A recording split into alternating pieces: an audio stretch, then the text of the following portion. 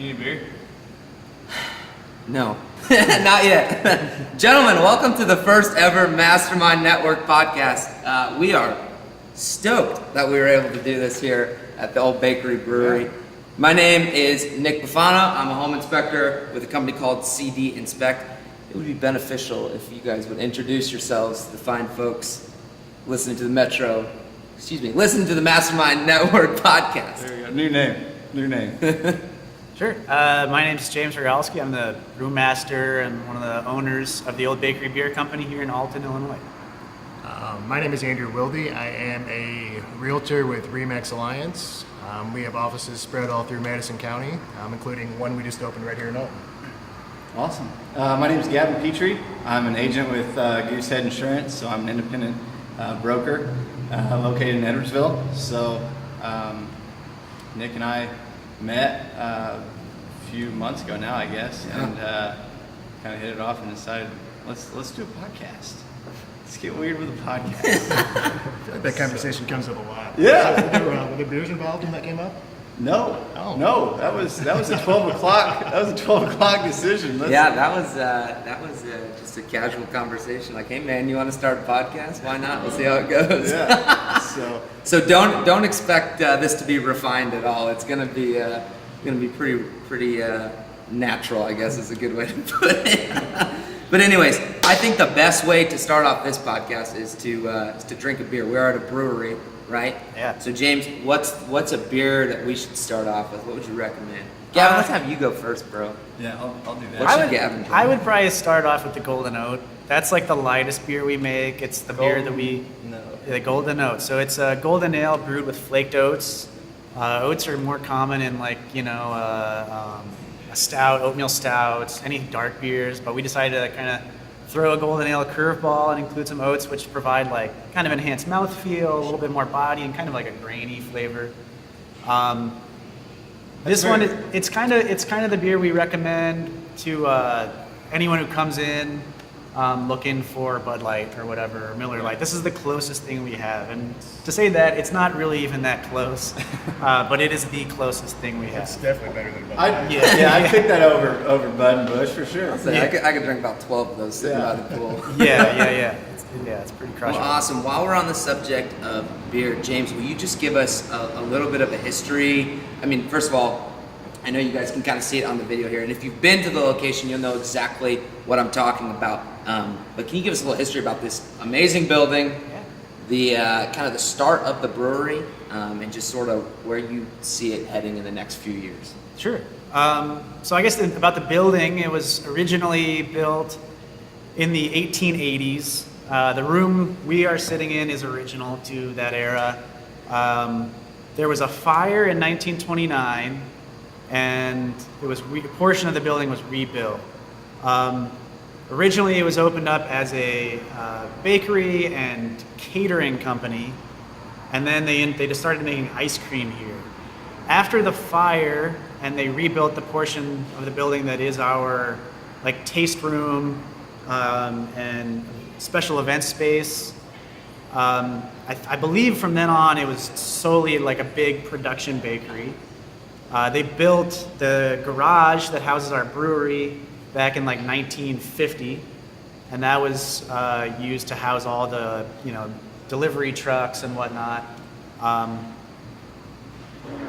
The bakery closed down. It was Colonial Bakery, which Colonial Bread still exists. You can find it at Schnucks or any grocery store, really. I just see it at the Schnucks I go to all the time. It closed down in the early to mid 80s. I don't have an exact year of when operations shut down, but it was sometime around then. And basically since then, kind of sat vacant, essentially. There was a guy who owned it for several years who was a repo man, so he stored people's stuff in here. I believe at some point Anheuser-Busch actually owned the building for a short time, but they didn't do anything with it. I'm not sure what the thought process was with that. I think that was immediately after the bakery shut down. AB bought it, but I don't know. I don't have much info on that. So a bit about myself. My background is in brewing. I've been in the industry since 2011. I started bartending at Urban Chestnut pretty much as soon as they opened. Before that, I'd been homebrewing for several years, and just kind of fell in love with the science and the art and everything. How good was your first batch of brew? Oh, it was bad, man. It was really bad. Yeah? But I learned a great trick, which is that bad beer can be covered up by dry hopping. So if you throw a bunch of hops into some crummy beer, you'll have crummy IPA, which is better than regular crummy beer. Because at least it'll There you taste go, like hops. yeah. Crummy. You start off with a legit setup, or is it like one of those Mr. Beer kits? It was a Mr. Beer kit. Yeah, my at that point, future mother-in-law gave me a Mr. Beer kit, and it came with the tin can of extract and all that stuff, and I had no clue what I was getting myself into. But once I kind of really started reading about the science and everything and the creative aspects behind it, the brewing process is very romantic on paper and in videos and everything. Romantic. I like that. It's all guys, putting hydrometers into tall cylinders. It's sexy. It's a and sexy process. Drinking beer and throwing whole cone hops into a kettle, but that's like 1% of what brewers do. But so it kind of hooked me, and I enrolled in the American Brewers Guild. The craft brewing, or actually not the craft brewing apprenticeship, but the intensive brewing science and engineering course, which was a 25-week course online, which was appealing to me because I got to stay home and keep my job. I didn't have to go to Chicago or anything like that. But it was basically like going back to college and just being in an online program. It finished up with a residential week out in California, basically doing like an apprenticeship at a brewery.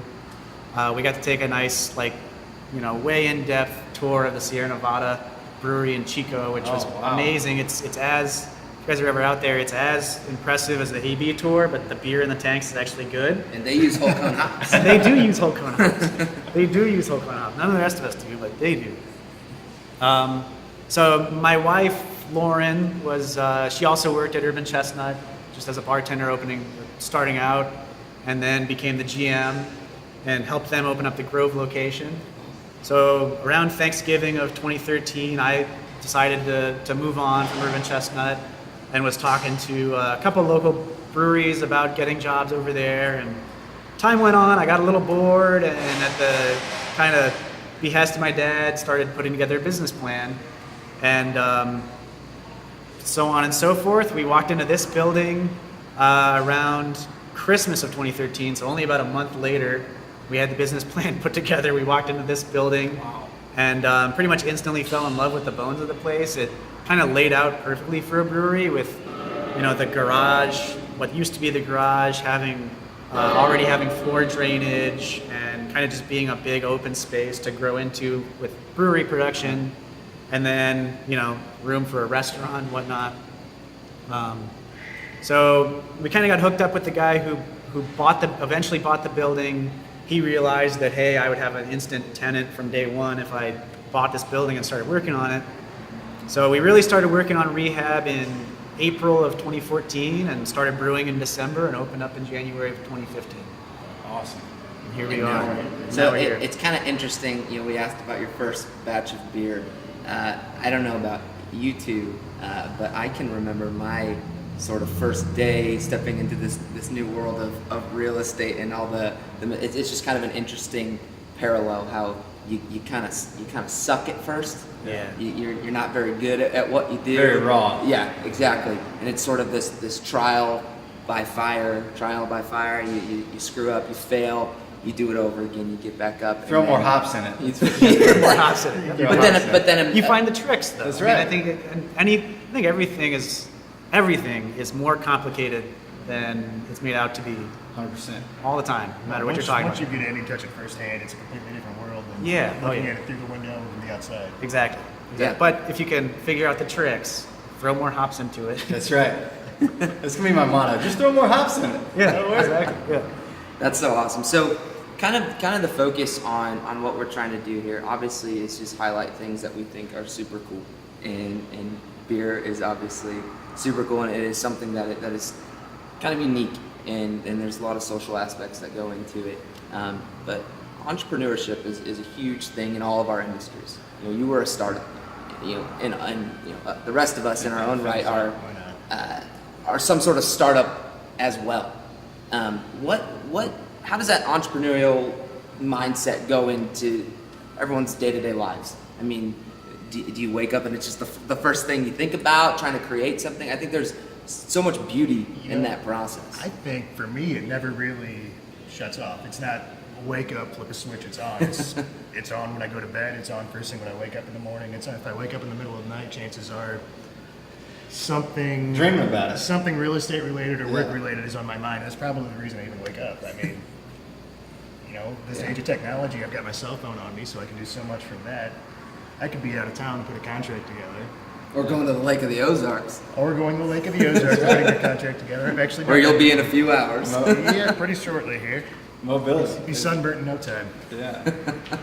It's well, and like you said, you wake up and it's just you never flip that switch off as an entrepreneur, right? That's because if you truly believe in what you're doing and that's the mindset that you want to go into, you can't ever shut it off, right? You have to always be evolving to, fine tune your profession and really build the business that you're working on, right? For me, just last night I was working on a quote for somebody, and I called them, and she answered, and she goes, "It's 8:30." I didn't look at the time. Time isn't relative for Right. We're not working 9 to 5. No. I think that's if you want to get into this, and I'm sure you've put many hours in this brewery. I mean, Lord knows that. The old 90-hour work week. Yeah. Yeah. I mean, I think it's just kind of the way some people are wired. Like I have a hard time grasping the idea of going to work every day just for a paycheck and working for somebody else, having to clock in and clock out, and not having the power to kind of decide what I do with my time. Mm-hmm. And not being passionate about what you do, I think is something that's another concept that why bother? Right. And I'm not just living to make money. I need money to support myself, but I don't need a whole lot. I don't need all. I'm not greedy. I don't need everything. But I do need money to survive. But I'm not. I don't know. I'm not really all that interested in going to work to improve someone else's bottom line or anything like that. Like I want my time, my labor to be that to mean something to me and hopefully to be a benefit to others. Right. And I think a lot of people are just wired like that, and a lot of people are wired the complete opposite, and that's fine too. Yeah, not knocking the 9 to 5. No, If that's what makes you happy, and your time is best spent from 5 to 9 or 5 to 10 with your family, and that's what, by all means, go for it. I can speak for myself and probably you too. I mean, I would never opt to go back to that, but there are days where it sounds awfully appealing. Absolutely. Oh, 100%. Well, and especially being, most of us are commission-based employees. Right. Our paycheck is determined primarily on how much business we're bringing in. There's some weeks where it's like, man, I ain't booking that much business this week. I would love to have that secure paycheck. Yeah. But I think, James, what you touched on, that passion, it's almost like, you said that's how we're wired. We, guys like us and folks listening as well, we really can't do anything else. And isn't it interesting how, you talking about that passion, when I was 18 years old, I had zero idea what a home inspector was. I had zero idea that real estate was this big community thing that I was going to eventually find myself in. And now it's one of my greatest passions in life because I get to do cool things like this. I get to meet cool people. And that passion just kind of shifts and propels you, and it becomes a part of your business plan. And people see that and they resonate with that. When you answer the phone at 10 o'clock, that sucks, but that sets you apart.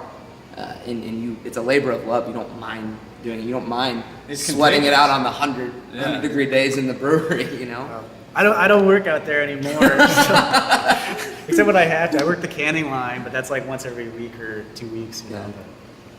Let's try another beer. Yeah, go for it. I would say the next one to do would probably be the citrus wheat, which I think is that one right there. Mm-hmm. So this is like our kind of bread and butter. On a hot day, this is what you grab. On a hot day, that's what you go for. Yeah, it's kind of a mashup between a Belgian wit beer and an American wheat.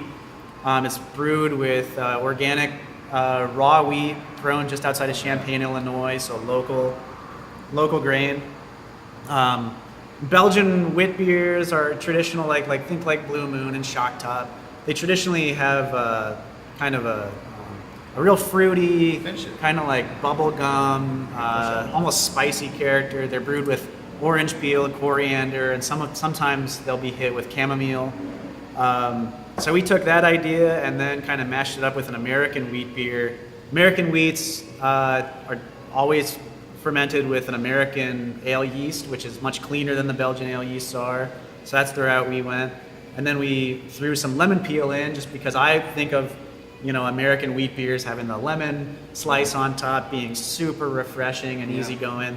So we kind of picked the best of both worlds, in my opinion, and out came Citrus Wheat. And that's about a third of our production is that beer alone. My body temperature went down 5 degrees. I feel You were hot over there, baby. You were That's giving off some heat. Yeah.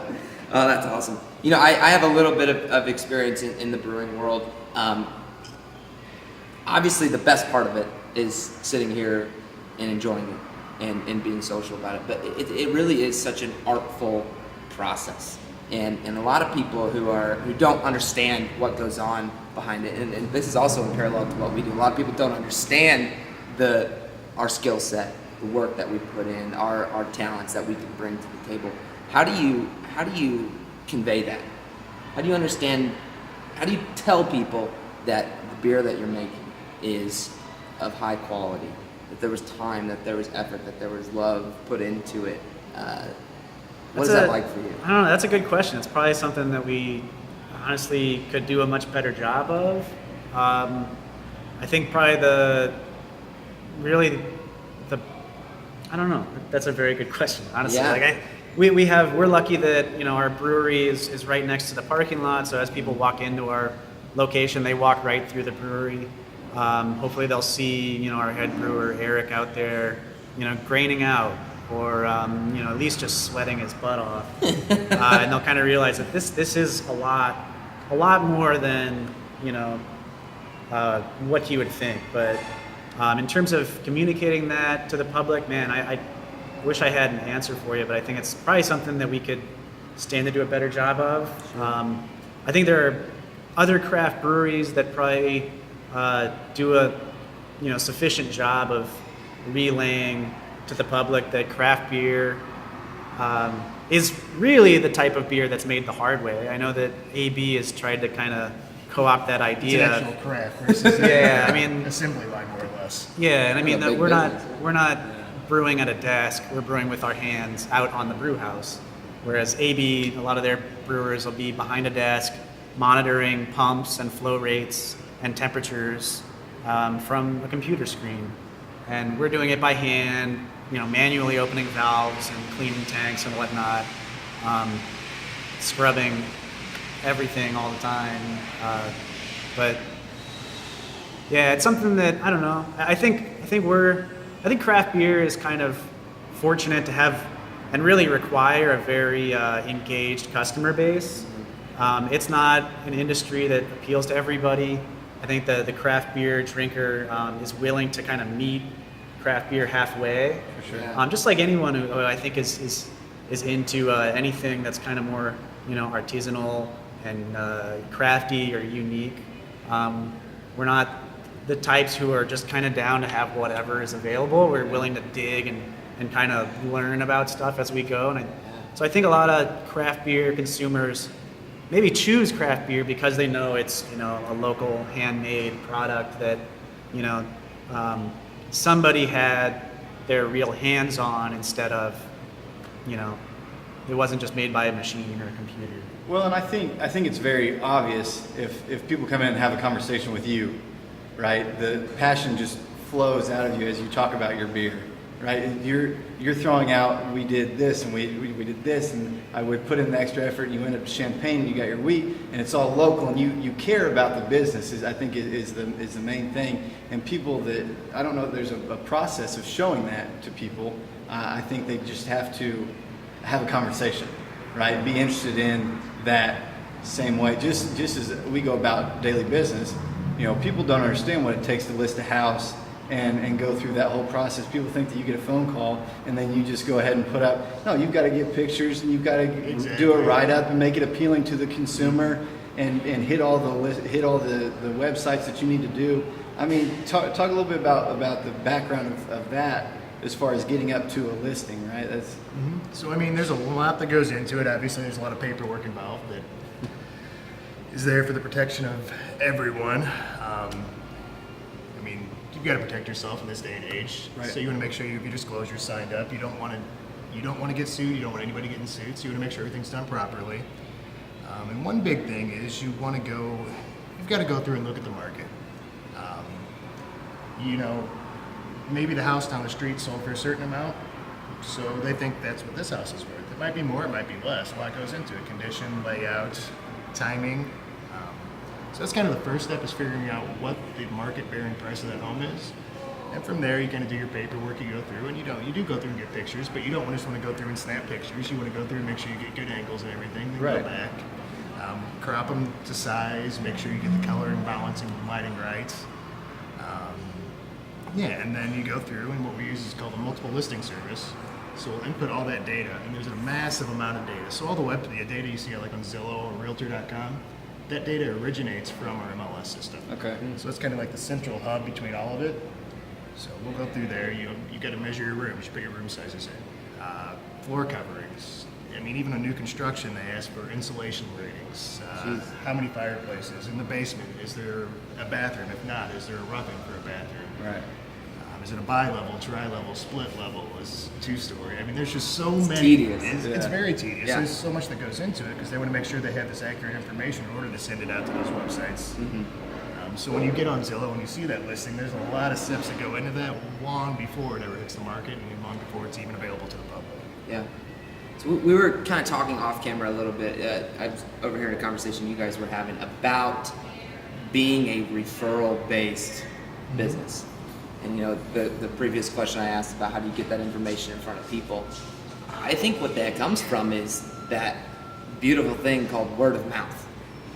I mean, that's the first time I ever came here to Old Bakery was a few years ago, and because someone that I knew was like, dude, you got to go check out Old Bakery.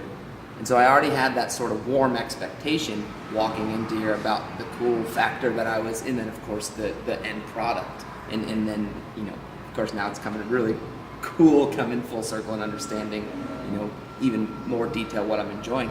But it's the same thing for us as well. We have a great experience with the customer. A great referral that just happens and it works and it flows really well. Well, that person's going to be more apt to talk to the next person. Man, I had a great experience with Andrew. You list in your house, you might want to talk to him. Absolutely. I mean, word of mouth and really just kind of getting out there. I do a lot with, I grew up in Collinsville, so I know a lot of people in Collinsville. I'm just kind of getting in front of them and making sure, A, they know what you actually do. So when they think of real estate, that your name pops in the forefront of their mind. I mean, I would much rather work by referral, word of mouth any day than going through and trying to work online leads. It's better for everybody. You can toot your own horn too. You can go online, put advertisements and stuff and say, we're the best, I'm the best. I feel like you could go down a real rabbit hole too. Yeah, There's a lot of money pit as Right, well. no, you can say, I'm the best. And people are going to see it like, yeah, okay, of course you're going to say you're the best. You're trying to get The business. number one in the world. Right, but now all of a sudden they're going through and they run into, or they're with their best friend. They run into a high school friend they haven't seen in years in the grocery store. They say, I'm going to start looking for a house. I'm going to list my house. Well, if that person goes through and says, Andrew's the best, give Andrew a call, they're much more likely to believe that, yeah, Andrew is the best if it's coming from a third-party source versus, somebody going out there and kind of just waving a flag saying, hey, look at me. Well, you heard it from me, folks. Andrew is the best. Hey, That's an old bakery Is the Bakery best. is the best. We're two Speaking of that, let's dive deeper yeah, into that. yeah. Man. What's next? What's next? Hibiscus tart, the one that's bright pink. Right pink. Bright I'm pink. gonna eyeing that one up. Yeah, man. So this one, This is a lady's favorite. you'd be surprised who the crowd that is really into this beer, man. We've had a lot of guys who are big, burly, kind of rough. Oh, Are you saying that fruit beer is only for rough-looking women? Is that what dudes. you're saying right now? I'm not saying that. I went in to get my emissions tested a few months ago. The guy who checked me out, or who handled the testing, is a mechanic, super nice guy, big burly dude. I did not expect Hibiscus Tart to be his favorite beer that we made. Yeah. And that's like, we've had several people like that. But this one, I'm gonna finish this one, fellas. You I guys have, can I have no shame. I have no shame. I really like that beer. It's Yeah. really good. I've Really been good. on a big sour beer kick lately. Yeah. I think I've been seeing a lot more sour beers. Oh, yeah. Oh, yeah. Especially some of the smaller breweries. it's been a thing. Yeah, I mean, last 4 or 5 years, sours have kind of carved out their own little niche that wasn't there to begin with in the North American market. And this one is, we don't. It's not barrel aged. It's not actually soured with microbes or anything like that. It's really just the acidity of the hibiscus and lemon peel. We add a little bit of lactic acid and some lime juice to kind of accentuate that acidity, but hibiscus is just naturally super acidic and brings like a floral and almost kind of like I get some like raspberry out of that beer, the flavor profile. And the lemon really pairs well with it. So it's like the quintessential summer beer. Yeah. Yeah, really happy. I think this is the 3rd year we've done that one, and it's still kind of gaining speed. Gotcha. Keep making it. It's good. I'm into it. That's definitely a favorite of mine for sure. So one of the things that that we want to do here with this podcast, just to kind of start a conversation here, is Illinois, and I say this very lovingly. I've grown up in Illinois my entire life. It seems though that there are a lot of negative opinions about Illinois, whether it be political, whether it be the bipolar weather, whether it be you name it. However, specifically, I've been in the Metro East here for about 4 years now. Specifically, people of this area have such pride in what they do. Andrew, I know you grew up in Collinsville. James grew up here in Alton. And Gavin's from Salem. Yeah. What is it about either your hometown or this area that you love?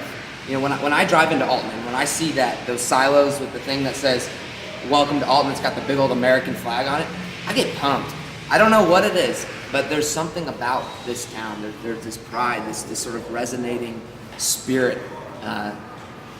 What is that for you? I think it's a strong sense. It starts with a strong sense of community. Yeah.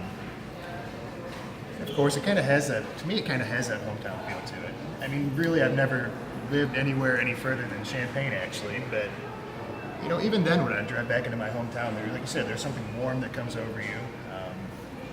There's something to be said about seeing a familiar building, a familiar face. I could go to a big city, walk down the street, not recognize a single building, a single person, just keep my head straight. Nobody's going to nod, wave, or anything. Chances are, if I walk down Main Street in Collinsville, even if I don't see anybody I know, people are at least going to wave and say, "Hey, how you doing? How's your day? Take care." I mean, it's kind of that hometown warm feeling. Yeah. I think speaking for myself about Alton, like I grew up here. I've lived in St. Louis, mostly in the city and Southwest City, and then in like the Shrewsbury, Webster Groves area for a little while at an apartment there. And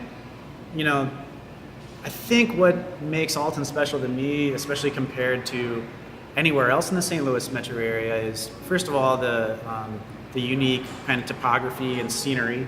Yeah. There's really nothing else in the St. Louis area quite like drive down the River Road. You don't even really. It feels as close to like the Pacific Highway in Oregon or California or something. It feels as close to that as you're going to get around here.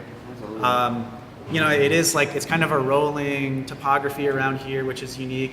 But really, to me, it's like the real feeling of like that. This is a community that's been around for a long time. It's been around for almost 200 years.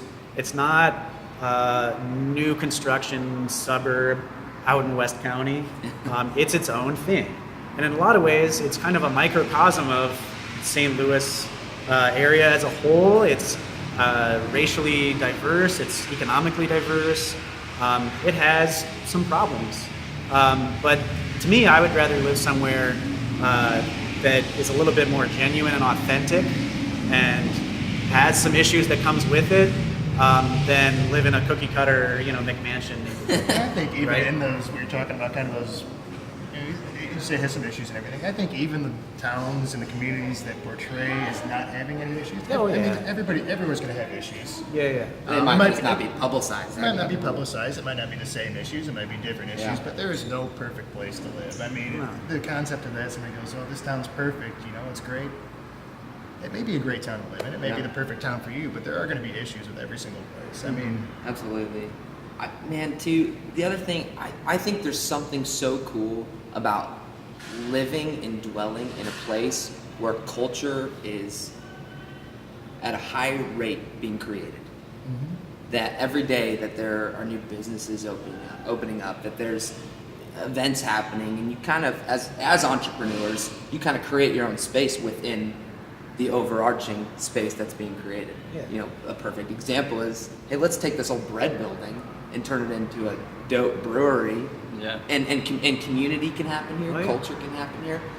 Sometimes, and not talking down or bad about big cities, I've lived in big cities, but like when you go to some of these well-established towns where there's already sort of a way of life and you kind of go with the flow of the city, sometimes you can kind of get lost in that. You can kind of get engulfed in that, and it's difficult to kind of make your own space. A place like Alton, a place like Edward, anywhere in the Metro East, there's so much opportunity to carve a way for yourself and run a business how you want to, market yourself how you want to, create whatever you want to create. I think we're in extremely interesting times here where we live, but more importantly, I'm like unbelievably excited for what's coming in our communities in the next couple of years. I just get that sense. I don't know what it is. Maybe I'm. Nick loves Alton. I do love Alton, man. you can't tell. Maybe that beer's getting to him too. I don't know. Grab me another one of those. Next, let's do the pour over IPA. That's that one. This one here? Amber color. I Yeah. love that I'm Is the this first IPA? one. Is this one that we Just dumped a bunch jump of in. hops into? This is one that we dumped a bunch of hops into, and then we added coffee just to mess I with smell the everyone. coffee. That's crazy. So yeah, coffee IPA is something. I mean, it's been brewed before. I think Stone Oh. Brewing out in San Diego might have been the first like big commercial release with Dayman IPA. That was like 4 or 5 years ago, 6 Yeah. years ago, something like that.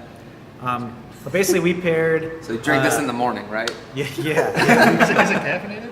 Yeah, it has coffee in it. So basically, Sneak that into your mug. We brewed an IPA with all like Simcoe hops in the finish. So Simcoe is kind of a hot hop for the last 4 or 5 years. It's real piney and kind of resinous, and it has this deep like citrusy character to it.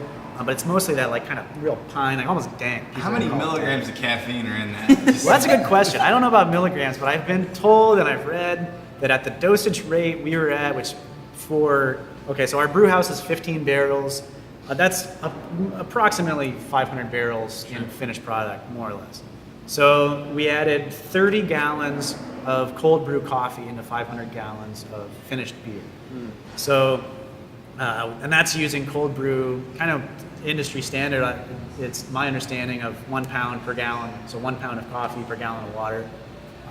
Brewed it overnight and dosed it in. I've been led to believe that the caffeine content in that is similar to, like a soda or something like that. You're gonna be bouncing off the walls here a little bit. Well, and the crazy thing is it's almost like you chewed up a coffee bean. Yeah. It kind of gives you those notes of that's. Well, I think so many coffee beers are, big stouts, and that's great, and we're going to be doing one this, like for the holidays, a coffee milk stout.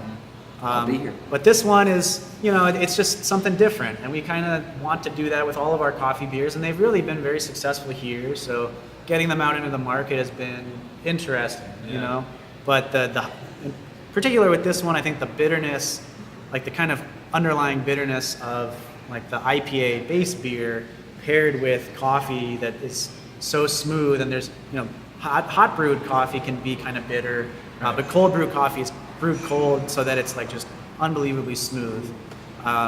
So it's kind of like a mind trick of like, oh, it's like I'm drinking coffee with that bitterness, but it's bitterness from the IPA. And really, I think the aromatics of the hops paired with the particular coffee blend that we got works pretty well. It was kind of like a lighter roast, a little bit more, not a super light roast, but a little bit more acidity, a little bit more kind of fruity flavors than you might find in a lot of coffee beers. It'd be great to take to the lake this weekend. Start Yeah, the morning, cold brew. Day number 2 being down there, wake up in the morning, that's probably what I'm going to need. There you go. That's Just so hey, a little good combination. That's time you of both. drink, you're out in the sun all day, it takes it out of you. You need a little caffeine. So we talked about how the feelings we get from our hometown, about the local camaraderie, the local just sense that we get from here in the Metro East. So, Andrew, this is for you as a real estate agent. How important is it that when your clients come to you, say a home buyer comes to you, how important is it that you make sure that they have these outlets to get connected, to be ingrained in the culture that is specific to that town? Like, Absolutely. do you have experiences around that? I do. Especially the towns I work in, a lot of them, Collinsville, Caseyville, Maryville, Glen Carbon, Edwardsville, Troy, that's kind of where I do most of it. And I do, if we're going around looking at houses, I'll be like, oh, Fern Shore, I go, oh, there's Alfonso's Pizzeria, you have to eat there. There's these businesses in these towns, and you do. You want them, I think part of that comes into understanding really what they're looking for. You could have 2 families moving to the same town. The town could be a perfect fit for both of them, but they're both looking to get something completely different out of it. So I think having a good understanding of what it is they're looking for and what it is that kind of fills that portion of their life, I think once you understand that, it's a lot easier to kind of help them and guide them and take their hand. Well, you're not necessarily just selling the house, you're selling the community too. So it's important for you to know, if you've got a house listing in Alton, next thing you bring up is, you got to go check out Old Bakery because Absolutely. That's the place to be. And tell them for brunch, come down, get yourself a coffee beer. And coffee. There you go. Speaking of, I didn't mean to interrupt you. But No, that's fine. You go. We're learning. No, you go. No, it's awesome that because again, it goes back to the underlying what people don't see. It's your iceberg. You see the tip of it, but underneath this huge mass, and it goes into all of it. Whenever it comes out of the draft or the spout, I don't know technical terms on that, but Faucet. The faucet. Okay, there you go. So people just see beer; they don't see the connecting it from the keg and from whenever it rolls out, or just like you with the listing and all the MLS stuff like that.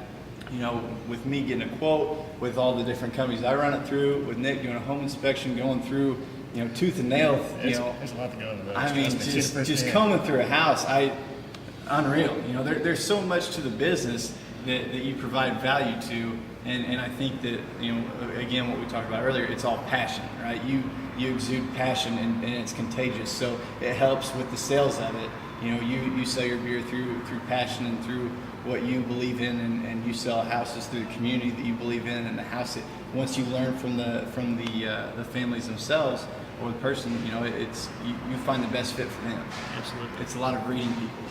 I think it's also people, whether they think they have the skill set or not, are very good detectors of garbage. What I mean by that is if you're putting forth something that's not real or that's not fake or is not genuine, people are going to see right through that. Absolutely. But when people see authentic places, when people come in contact with authentic business people, there's a certain level of trust that's built into that, and people are automatically more comfortable around you and are more likely to want to do business with you. Those sort of people are attractive. Places like Old Bakery are attractive. You don't see any sort of. There's just hardworking people here who want to do something cool, and that is so critical for growing business. One of the coolest things that I think you guys do here is when I was interrupting you earlier on accident was we had brunch here the other day, and when I first came here, there was a small menu, but that was one of the best meals I've had in ages, and it was all like farm to table, this sort of authentic thing that you guys are doing, and people resonate with that. That's awesome. Thanks. It's a homey feel. Alton has this historic past. They've still got the brick roads and the big tall brick buildings, and you've got homes that are built in the early 1900s here in Alton, and especially downtown Alton. It all creates this culture. It goes back to and you've really done an awesome job of incorporating Alton into this brewery, which is super cool. Well, thank you. Thanks. That's awesome. Let's try some more fruits of your labor. Yeah. And Alright. let's to save time here, each of us will try a separate beer and talk about it. Right, yeah. So I would say the Digital Native is the first one to try next. That's the last golden one. This right one there, here. yeah, that I'll one. pass that to Nick. I've got my eyes on this 3rd anniversary because I already tried it and it's really good. All right. Dibs. And then I would then do the porter before you go for the double stouts. The porter is the closer one to me. Closest one here? Yeah. Gotcha. So the Digital Native is kind of our attempt, our journey into the world of hazy IPA, fruited hazy IPA in particular. That's been the big fad in craft beer for the last like 2 years. I myself like a beer to be clear. I like to be able to see my fingers through the other side of it. I think it tastes cleaner. Yeah, you can't see your fingers through that. But you know, the market has spoken, and to some extent, we must satisfy the market. Right. So we did this one, intentionally left it hazy. We added a whole bunch of pineapple juice after it was dry hopped. We dry hopped it with 3 different tropical, like kind of exotic hop varieties, all grown within the U.S. though, and kind of put it in a can that was reminiscent of like an 80s video game, like Miami Vice style graphics, and Bright colors and all that? yeah, like purple and black and pink and teal and whatnot. But those cans are all sold out. This has been like the hottest, best-selling beer we've made Well, quit hogging ever, it. pretty much. Oh, hey man, you guys are gonna have to go get. We have plenty of, well, actually, not even plenty. We have draft left, but it'll probably be gone before the end of the month, honestly. I see why he's hogging it. Yeah. So yeah, I would recommend getting your growler as soon as you can boy. on that one. You know what? This is trouble. I haven't had a beer I don't like yet. Oh, that's awesome. So that's saying something. This is trouble because I have to go take pictures of a house after this. It doesn't have to be MLS. Blurry. Luckily, I can adjust the No, angle. that looks backwards good. if Yeah, I let's take computer. that one. You can use those filters, right? Make it Yeah. look real romantic. Actually, use a real camera, not a cell phone. Oh, really? There you go. One thing that I wanted to kind of discuss, just real quick, you know, just to kind of bring this all full circle, right? So Nick and I were discussing, because I knew nothing about brewing beer until yesterday morning at 7:30 in the morning when Nick decided he wanted to have a meeting. So Duty calls. yeah, he kind of walks me through the process, and you start with your grain, which, so you know, in any entrepreneurial mindset, the grain is you, right? That's what you're going to push to the end, you know, and it's very raw. And as you bring yourself to kind of mold into your business and find the direction that you want to, you as the process goes, and Nick, you can help me out with this. Grain goes into, and then you Into a mill. and then and James, I guess it's more your expertise. Sorry, and then you bring. I guess whenever it really comes to fruition is when you bring the wheat in, right? Yeast. Yeast. Sorry. Yeah. Yeast. So that's whenever you kind of, for me, that's whenever you open your, you get your license and you start to market yourself. That's whenever you get your license, and whenever I open my doors, and whenever you open your brewery doors, you've already you've got that solid base, right? And then from there you start to define who you want to be as a beer or as a business, right? So you throw, and if it's bad, then you just throw more hops on it, right? Just Pretty much. But it's super cool that you can relate the brewing process into business and wanting to grow in that sense, because you can always find some type of way, route, avenue. But for me, beers seem kind of clear. As the process goes on, and there's always different things. You're finding new, cans, marketing, advertising. You're finding different leads on Facebook advertising and things like that. And Nick and I are trying to get out word of mouth, things like that. There's just so many different processes, and the possibilities are endless, right? And the cool part is you get to focus, and once you get to add the yeast, you get to expand, right? So And it's kind of like, brewing, like there's obviously different recipes, right? but the process is relatively similar every time. Same thing in our businesses, right? You start here and you move through this process, doing your thing, and you go through and then you finally get the end product. Well, it's important to take time to evaluate the end product, whether that be from other people giving you honest feedback or from sort of self-reflection. The beautiful thing about it, you get to go back and do it again. Exactly. I And kinda start think from that- scratch. I You don't make even like tweaks. I don't even like to look at it as an end product. I like to think you're constantly learning, constantly adjusting. I mean, Recycling. Right? We talked about that off camera. Exactly, kind of Yeah. recycling, and you kind of recycle your own skill sets too, though, because I mean, the world's changing around us at a rapid pace with social media and digital advertising, and it's becoming a much more digital. And I don't want to say it's because I think we've kind of shifted back too to where it's not all digital. There is this culture that's building, but at the same time, I think that's a great way that just everyone's so interconnected anymore. Yeah. You could go through and you can go onto Facebook now. You can do an advertising post. You can tell exactly what area you want to hit, which is great for local business because you can tell them that. But at the same time, you can go through there and you see it all the time. Hey, looking for recommendations on this, looking for recommendations on that. Absolutely. And the comments just go and go and go. So it kind of goes back to that word of mouth thing. It's kind of becoming a word of keyboard almost anymore too. Yeah. Thanks. Super. Yeah. I think also just once you find a system that works, and it works for you, and it makes sense, and is logical, and you've really thought it through, then repeatability. That's really the biggest thing in the brewing industry. Is like once we've made a beer and people like it, we have to make it basically the exact same way every time, ever again, anytime we make it. The recipe needs to be the same. The entire process needs to be as close to the same as possible. And I would imagine that's probably the same for you guys as being successful in any industry, is finding what works, finding how to do it properly, and then repeat. And if you constantly are tinkering with everything, you might kind of fall off the horse. It also helps with scalability too. Yeah. If you keep a detailed process of how you do things, I can teach anybody how to go through a house and do it extremely well. And I'm learning different networking skills and things like that.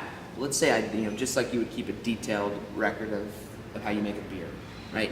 Now you got to teach someone else how to do that. And then once your business grows, you're going to have to teach more people how to do these same processes, but you've already done those processes hundreds of times. You know the roadblocks that they're going to run into. You know the hiccups that are going to come in this process, and being able to help smooth that out just helps your business scale at an exponential rate when that time comes. There's a lot of, especially with like what you do and what I do and what you do, there's a lot of education that goes into it. You want them to know they're coming in for that insurance policy, but what is their insurance policy? You want to explain to them how it works. They might not have any idea what their premium's covered, what's covered, what's not, do they have enough coverage? There's just so many aspects that go into it. They walk in, they go, oh, I'd like some insurance. They don't know what they're asking for. Right. They don't know what they need. They need to be taught and educated. I'm not saying everyone, but there are a lot of people that don't. I walk into a house, there's a lot of times, what's that? And then a lot of times we'll get younger home buyers anymore, they'll ask what a phone jack is because they're so used to life without that. Millennials. Yeah. I just think it's a huge education process. So. It is. Well, guys, this has been fantastic. Let's finish up with drinking this last beer. Real quick, tell me about the 30. You haven't tried this yet. Oh, I haven't. 30th anniversary. I tried that before we started. It's good. So Yeah. the third anniversary is basically it's somewhere around 8 to 9% alcohol Doppelbock, which is a traditional strong, super malty German lager. We then aged it in some wild turkey barrels, some 101 barrels for I think 4 months, and then we released it back in March. Before we kegged it off, we actually added some sweet cherry juice. So it's kind of like a play on Manhattan. Yeah. It's got the whiskey flavors, the cherry flavor, and it's not overly, but overall it's got kind of a sweet malty profile. It's definitely picked up on the whiskey flavor, right as you were saying yeah. that. These other two beers, we got our porter, which is kind of our secondary flagship behind Citrus Wheat. It's like an English-style dark ale brewed with a whole lot of Munich malt and some American-grown English hops. We don't import any of our ingredients except for some of the spices that you just can't grow here. But kind of a straightforward English-style dark ale. And then the double stout is kind of the porter amped up, especially in the bitterness and the hop profile. That one's brewed with more of an American hop profile. I think it was Simcoe and Chinook, which are both resiny, piney, citrusy. Cheers. Cheers. We're all out of beer, guys. All out of beer. All out of beer and all out of time. Well, hey, I want to make sure that folks who listen to this know where they can find you guys. So, social media links, things like that. You want to shout out real fast? Yeah, you can, Google search us, find us at oldbakerybeer.com, and that'll have links to Facebook and Twitter and all that stuff that I try to stay clear of. That's a rabbit hole. That's not my realm. But we are located at 400 Landmarks Boulevard, Alton, Illinois. We have a full-service restaurant and bar on site, with food ranging from soup, salad, sandwiches, and entree specials on the weekends. You can find us throughout the state of Illinois, as far north as like Champaign and Bloomington, all the way south at various off-premise and on-premise locations, and then we're throughout the St. Louis area, as far south as like I think Arnold and down in Jefferson County, and then throughout St. Charles. Awesome. Gotcha. I'm on Facebook at facebook.com/buywithwilde. That's WILDE, because nobody can ever pronounce that. I always think it's wild. Or you can find me at movewithandrew.com. Awesome. Guys, thank you so much. Yeah, this thank has you. been the first Awesome. Mastermind Network Yeah. podcast. Stay tuned for more. I'm really excited where we're growing this bad boy. So please feel free to like and subscribe to our channel or whatever you're listening to this on. Share it around with your friends. And until next time, We out. we out.